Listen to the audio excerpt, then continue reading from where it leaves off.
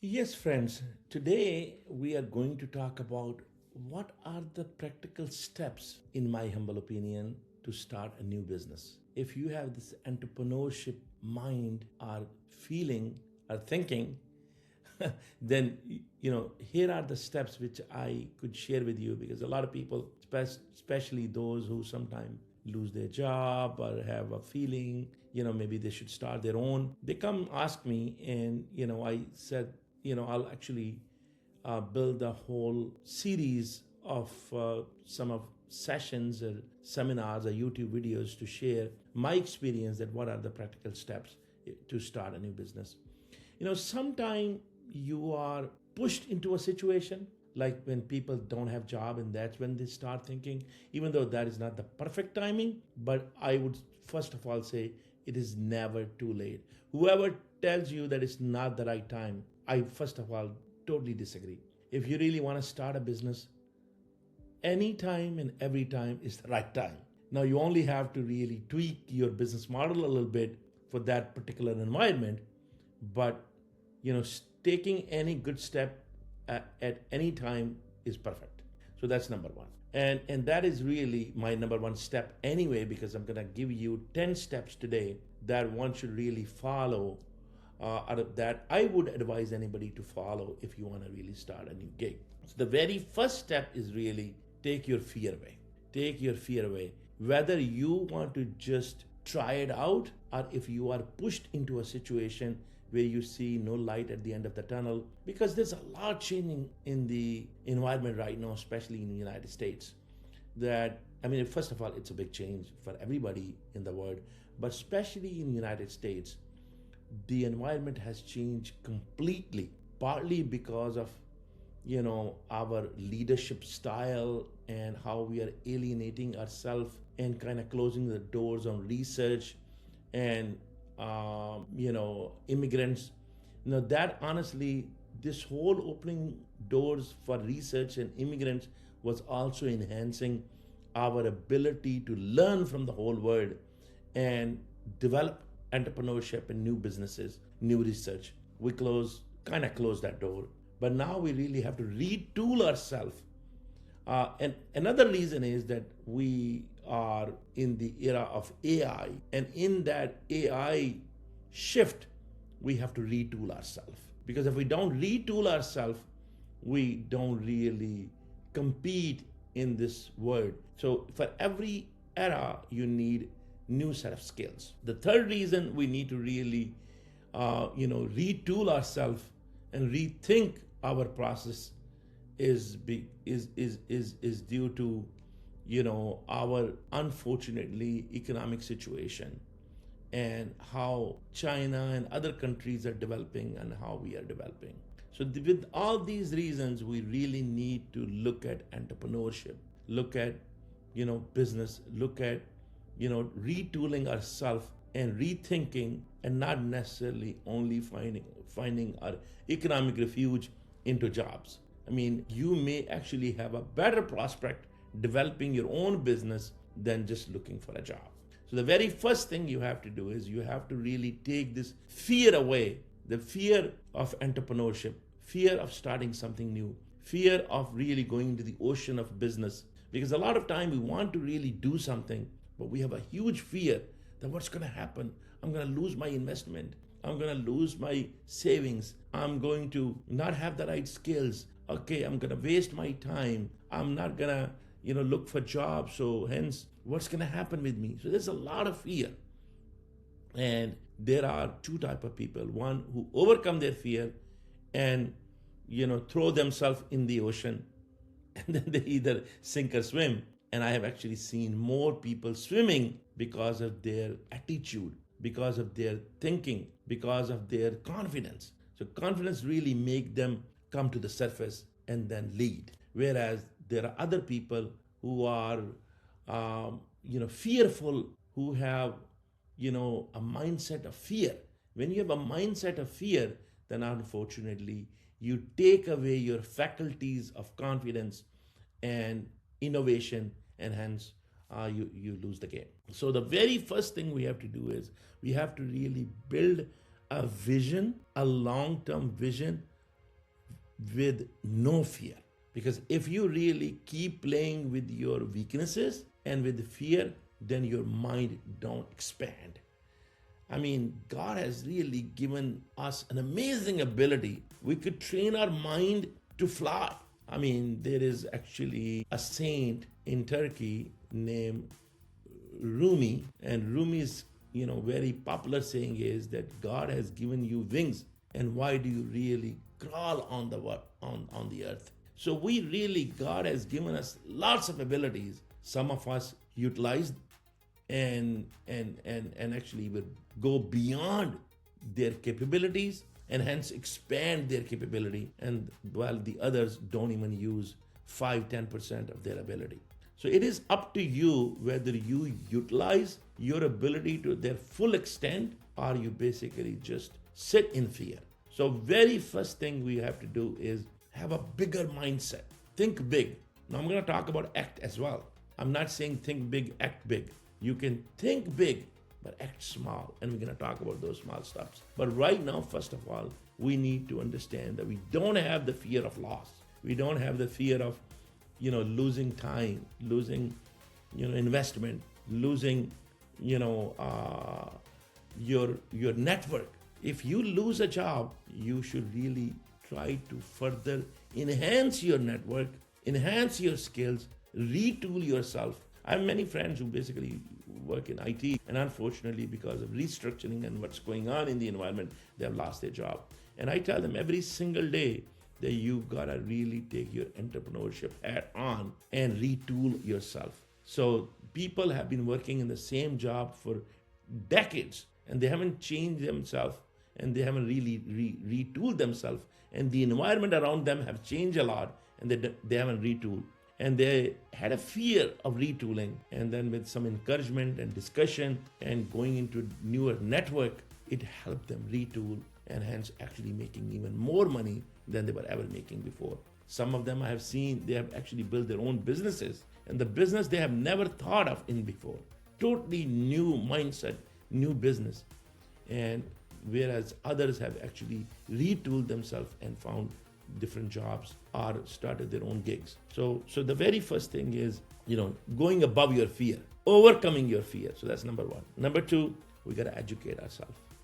Now we talked about the fear, and now we got to really educate ourselves to the environment as well as to new skills and new network. You got to educate yourself with all these three dimensions, not just, reading books, but also going to certain seminars. There's lots and lots of education out there nowadays with online free education, online seminars, but there's nothing like in-person meetings.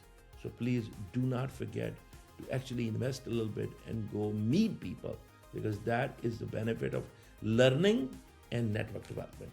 And network development is far more important than learning. So you got to do this side by side.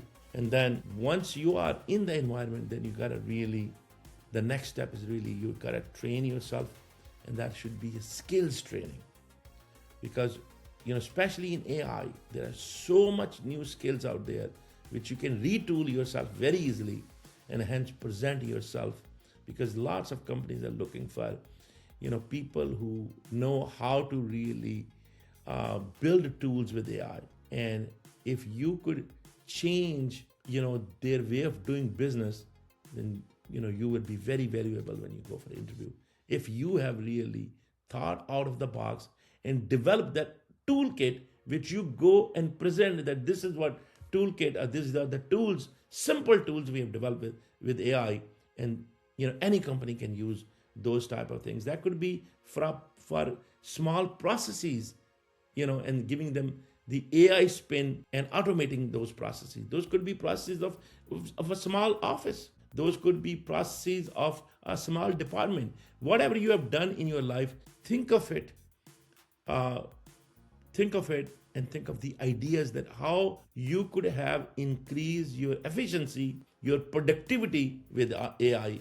Think of your old job and think of it that how you were doing certain activities. Now, with the AI, you could develop a process automation that could help you and help other departments. Hence, that would be, that would be very much in demand. So you go out for an interview, even if you are working for a company, you should go out with, bringing new ideas, new technologies, which you could very easily retool yourself if you are especially out of job. And if you're not even out of job, you really need to, you need to really work on developing those tools, and even giving free those tools, or even going into LinkedIn and doing a little bit of, YouTube education, or do something. Whatever you learn, teach others. And hence that will develop your network as well. And then the next step is really building that network. And we have talked about that you basically build that network both online and offline. Through these sessions, actually networking sessions, which could be live sessions, which could be through your social interaction or through different types of clubs. You got to really motivate and educate and activate your network, and you may benefit others or yourself. And then the step would be, now you have to have a plan. Now you have some education, some training, some skills. You have overcome your fear to a certain extent. Now you are ready to build a plan. You build a plan, and you have, different steps that how you're going to take your planning and executing and getting the result. So you set the goals, and those goals will be that, okay, that in next 3 months, I'm going to, build my plan, and then share that plan with 3, 4, 5 folks you have developed the network with. And that network really will, help you, set up and execute that plan. So that is, you thought big, but in your plan, it should be a smaller execution. You just like building a plan and sharing a plan with the network, and then having these steps that, okay, I have a plan, and from planning to execution, what is the time frame? And then you check every single step and set goals for each step. Set goals and measures for each step. And then the next thing would really be starting small. Now you have really built the whole plan, and now you really have to, start something small, so you do not really lose your entire investment.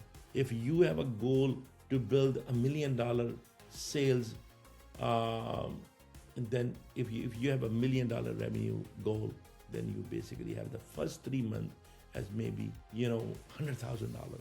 You gotta really see that you have a goal, and you could really execute that plan, and you can achieve that goal.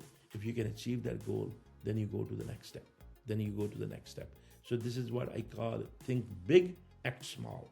And when I have seen many times when I thought big and acted big as well, a lot of time when you think big and act big, sometimes it works, but a lot of time you end up actually losing a lot, because you haven't tested at a smaller scale. So what it means is there could be a bigger project which you thought that you can handle it, but unfortunately you are not able to handle. You didn't have the right finances, you didn't have the right network, and then you end up actually losing your investment or delaying the execution. It's very, very important that you have a big thinking, but you make like a smaller chunks, and then execute those chunks. And once you execute that chunk, and then you basically you measure the result. They say if you can measure the results, you cannot manage it. So you gotta measure and manage. So that would be your 7 and 8 step. And the 9th step really is, now you collaborate with other entities, and you could actually even set up some sort of partnership or network, a quasi network of businesses. Then that actually is helping you. It could be a network of subs. So many times you bring the business for them, they bring the business to you, and in this way you motivated and activated your entire network, and now your business is not $1 million business. If you have 10 subs in your network, you could have subs or you could have customers, and you were able to create that network, then this whole network could be a $10 million network. And that's how the companies get bigger. That they basically, today, you don't really have a silo approach. Silo approach don't really work nowadays. Nowadays, it's a network approach. You gotta collaborate and enhance your network. And it is not a silo brand, but it's a network brand. When you go to then new customers, clients, or subs, now you are presenting as a $10 million sales network instead of a $100,000 sales network or $1 million sales network. This is really how I approach any entrepreneurship. I mean, this is really a very, very top level at this time. We will go further deeper, and I'll give you examples from each industry that how I actually implemented this plan into either real estate or in other small businesses I might have interacted with. It really works for all kind of businesses. The whole idea is that you build some plan which really start from a vision and overtake your fear, because it start with you and your mindset. It is really about you and your mindset. That's the reason they say when you go to even raise funds, they look at you. They actually loan money not to the plan but to people, that what these people have done and what is their capability. And that is the capability you have to build, and you have to start from yourself. It really starts from you, not from the plan. God bless you all. Thank you.